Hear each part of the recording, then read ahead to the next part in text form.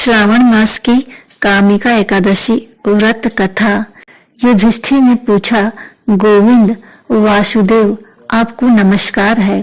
श्रावण के कृष्ण पक्ष में कौन सी एकादशी होती है, उसका वर्णन कीजिए। भगवान श्री कृष्ण बोले, राजन सुनो, मैं तुम्हें एक पाप नाशक उपाख्यान सुनाता हूँ, जिसे पूर्व काल में ब्रह्मा जी ने नारद जी के पूछने पर कहा था। नारद जी ने प्रश्न किया, भगवान कमलासन, मैं आपसे यह सुनना चाहता हूँ कि श्रावण मास के कृष्ण पक्ष में जो एकादशी होती है, उसका क्या नाम है, उसके कौन से देवता हैं तथा उससे कौन सा पुण्य होता है। प्रभु यह सब बताइए। ब्रह्मा जी ने कहा, नारद सुनो, मैं संपूर्ण लोगों के हित की इच्छा से तुम्हारे प्रश्न का उत्तर दे रहा हूँ। श्रावण मास में जो कृष्ण पक्ष की एकादशी होती है, उसका नाम कामिका है। उसके स्मरण मात्र से वाजपेयी यज्ञ का फल मिलता है। उस दिन श्रीधर, हरि, विष्णु, माधव और मधुसूदन आदि नामों से भगवान का पूजन करना चाहिए।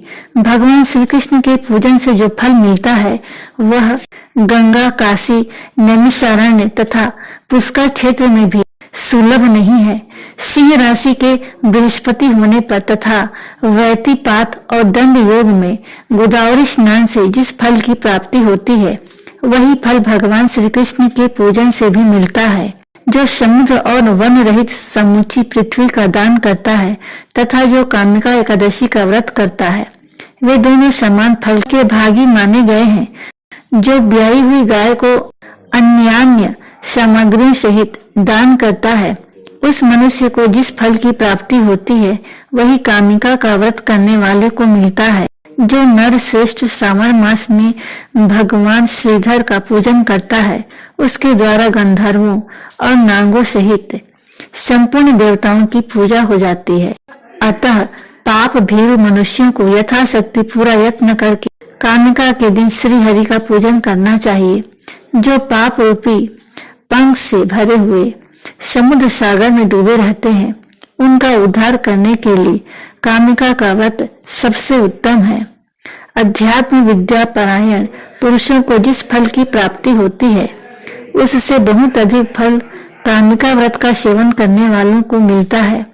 कामिका का व्रत करने वाला मनुष्य रात्रि में जागरण करके न तो कभी भयंकर यमराज का दर्शन करता है और न कभी दुर्गति में भी पड़ता है। लाल मणि, मोती, वैदुर्य और मुंडे आदि से पूजित होकर भी भगवान विष्णु वैसे संतुष्ट नहीं होते जैसे तुलसी दल से पूजित होने पर होते हैं। जिसने तुलसी की मंजरियों से श्री केशव का पूजन कर लिया है, उसके जन्म भर का पाप निश्चय ही नष्ट हो जाता है।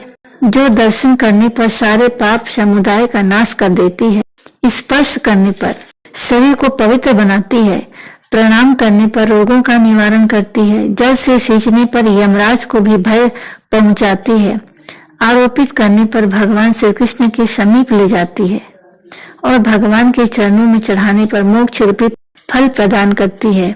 उस तुलसी देवी को नमस्कार है। जो मनुष्य एकादशी को दिन रात दीप दान करता है, उसके पुण्य की संख्या चित्रगुप्त भी नहीं जानते।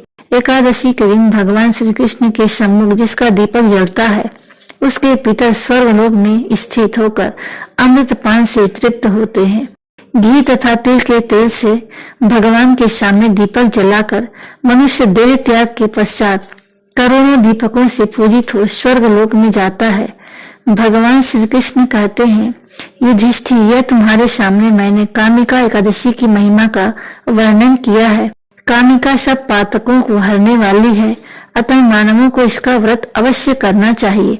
यह स्वर्गलोक तथा महान पुण्य फल प्रदान करने वाली है। जो मनुष्य श्रद्धा के साथ इसका महात्म्य श्रवण करता है, वह सब पापों से मुक्त हो श्री विष्णु लोक में जाता है। ओम नमो भगवते वासुदेवाय नमः।